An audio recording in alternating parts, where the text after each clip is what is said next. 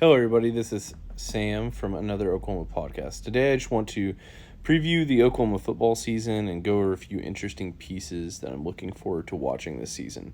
I guess, we'll start off with I just hope we have a healthy team this year. Um, we were plagued with injuries last year, and I say we again. I'm an Oklahoma fan. It's in my blood. But we were plagued with injuries last year, and it made the product like borderline unwatchable. Having our top five receivers, even at times having our top six receivers go out, with Brennan Thompson having injuries towards the last part of the year. I mean, even just going into a game like Alabama, I don't think anybody thought that we were going to pass the ball, and how we won that game without passing the ball is still a miracle. I mean, it was just the defense, obviously, but just having a healthy team this year. Last year, even on the offensive line, I mean, we were replacing four of the five starters. Some would argue like five of the five starters, and the injuries that we had to deal with were just unbelievable. I mean, there was the guys that we got to replace them were also unhealthy. It was just a nightmare. I mean, we're having to play second-year guys that have no experience whatsoever.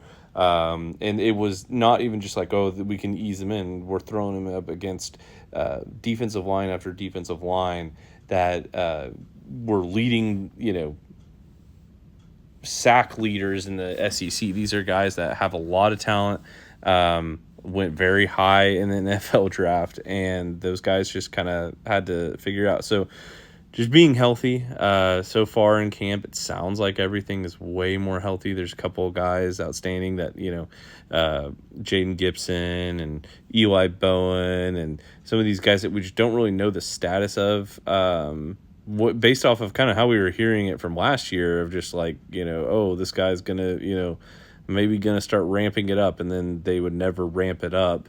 It sounds like maybe Jaden Gibson and Eli maybe have a little bit of ways to go if that verbiage from Brent is going to be, similar.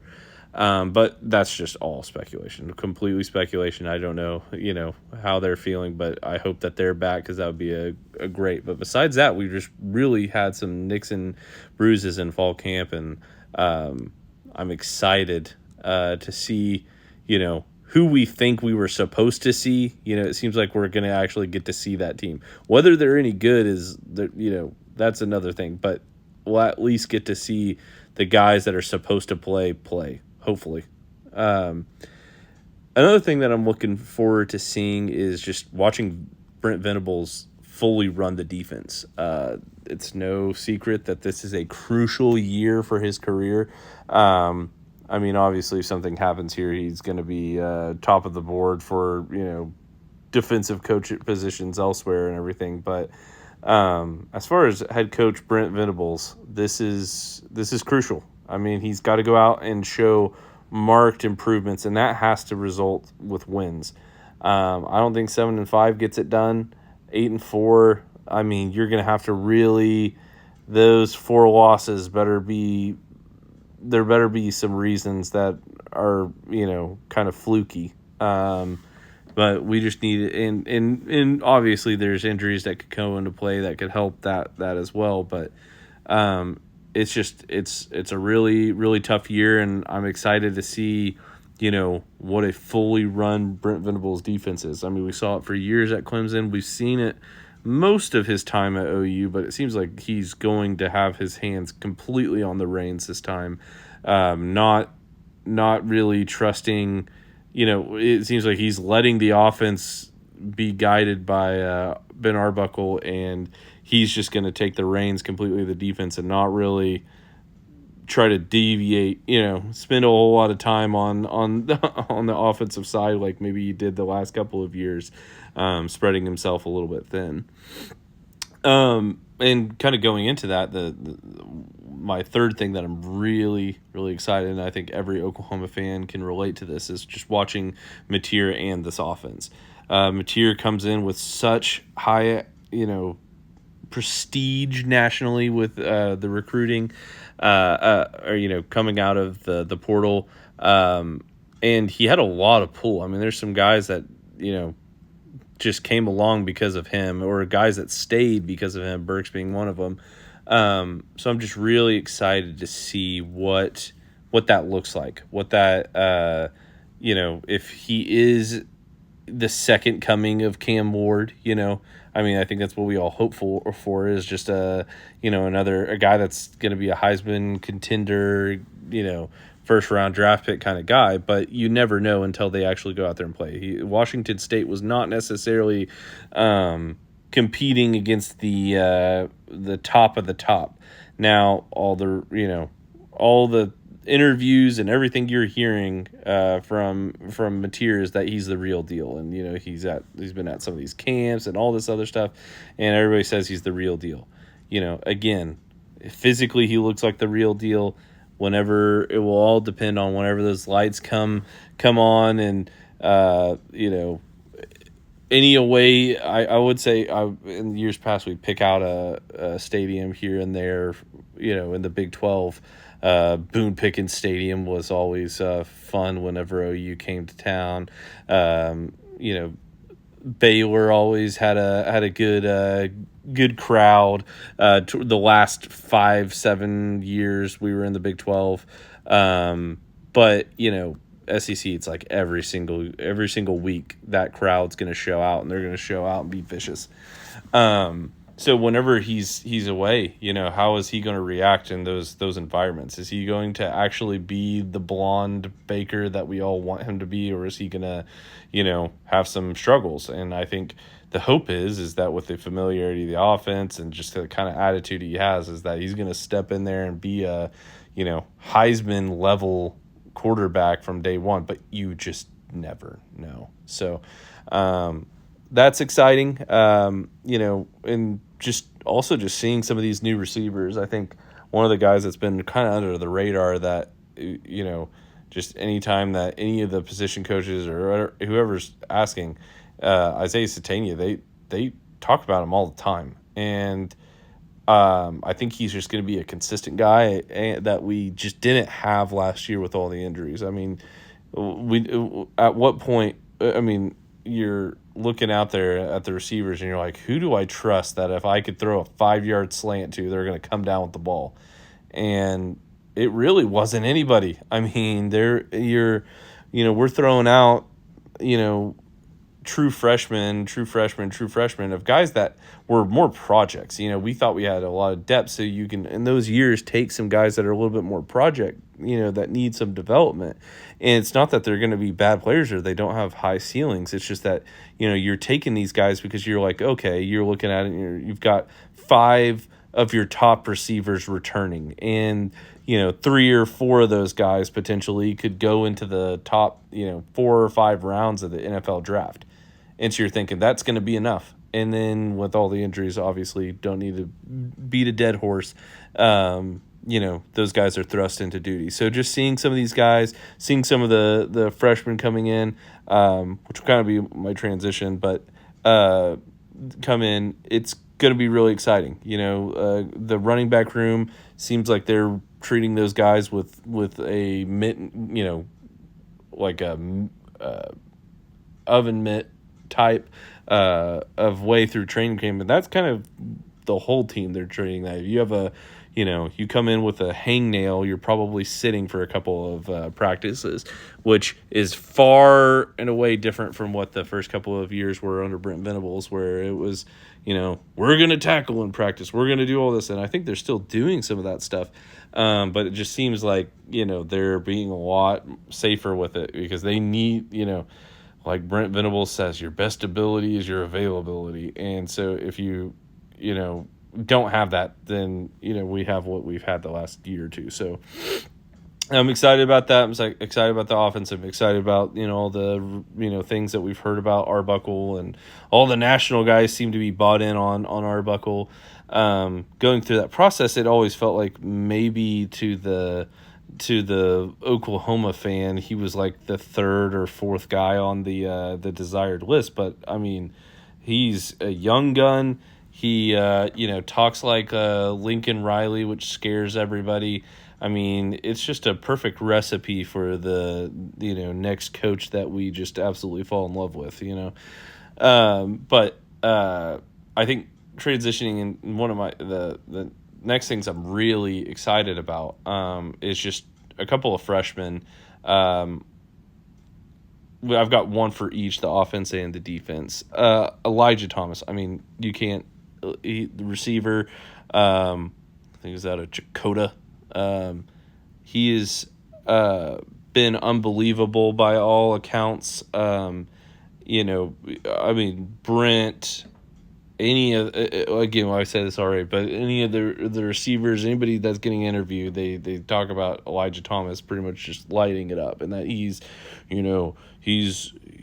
a man amongst boys. He's got a play ready body. He's gonna go out there and whatever. And we've seen this from time to time. I was talking to my dad, of these young Oklahoma bred receivers throughout the years, and we've always seemed to have had one or had at least a young receiver to really really grasp onto that took away a lot of playing time as a true freshman, and it's just been really a few years since we've had that. So I'm excited about him. On the defensive side, Cortland Gilroy, I'm hoping I'm saying his last name right. I mean, he's been getting first team reps. You're a guy that the coaches rave about.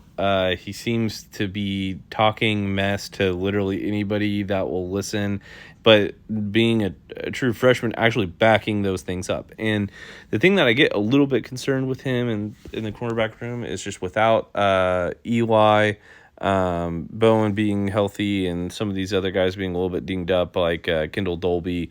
How much is he playing because of the injuries, or would he be taking these reps anyways? And I think it's a little bit of both, but just it's really exciting to hear a guy go out that, and it seems like he's the dude physically. He meets that physicality that we just have not really had, that freak athlete on the corner spot that we just haven't really had consistently, and even Eli's a little bit undersized, and so just having a lot of depth at corner is something new. We'll see if that depth can actually play, because sometimes you go into the season and you think, oh, I got all these guys, and then it ends up that only one of those guys do you actually trust.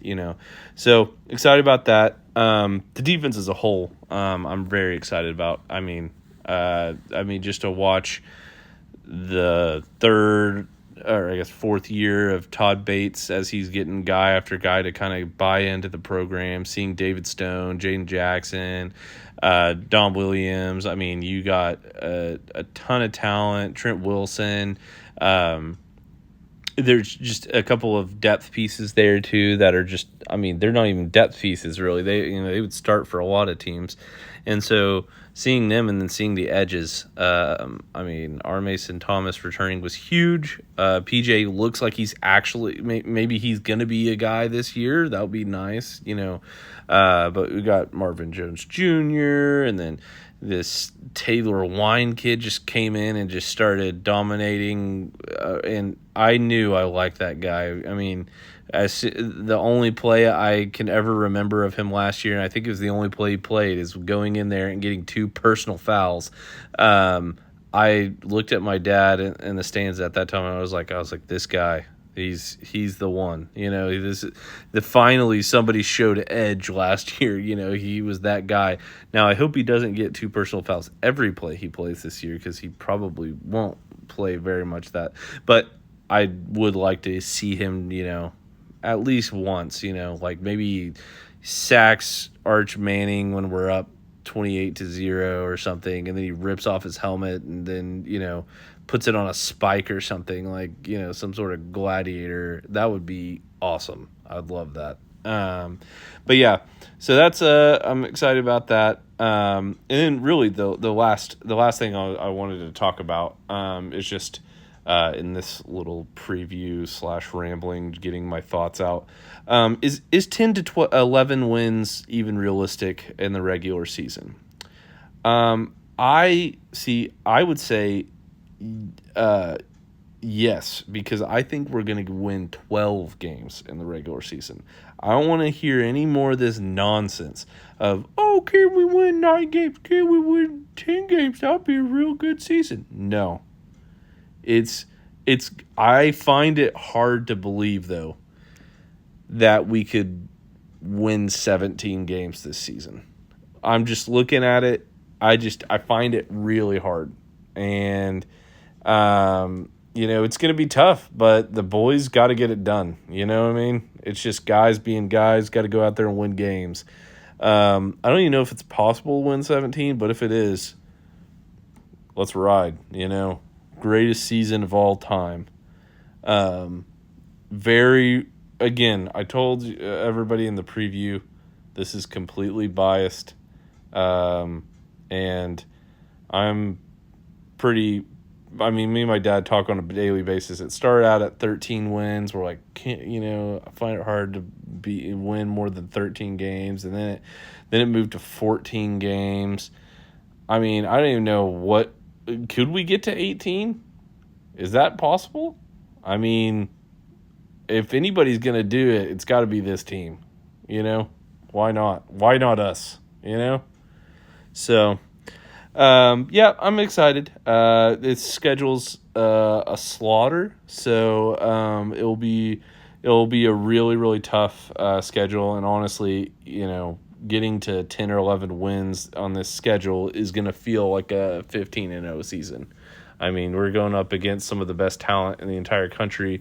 Some of these teams are, even the teams that aren't even like, the top of the conference, like Auburn isn't necessarily expected to win it, win it all. They feel really good about where they're at. I've been perusing all these. I'm subscribed to several OU boards, but I peruse other fandom boards because I just like to look at what they're thinking, and what the other fans are thinking. And all these other fans,